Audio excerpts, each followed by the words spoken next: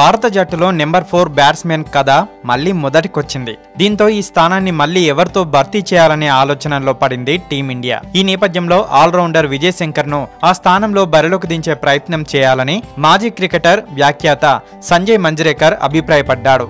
తాజాగా ఓ సంస్థకిచ్చిన ఇంటర్వ్యూలో మాట్లాడుతూ స్ట్రైక్ రొటేట్ చేయడంతో పాటు అలవోకగా సిక్స్లు బాదే సామర్థ్యం కలిగిన విజయ్ను 4వ నెంబర్లో ఆడిస్తే బాగుండేదని నా ఆలోచన అని సంజయ్ మంజ్రేకర్ చెప్పారు. బౌలర్ గా శంకర్ కు 3 ఓవర్లు బౌలింగ్ ఇస్తే చాలు, 7 లేదా పూర్తి కోట 10 ఓవర్ల బౌలింగ్ చేయించాల్సిన అవసరం లేదు.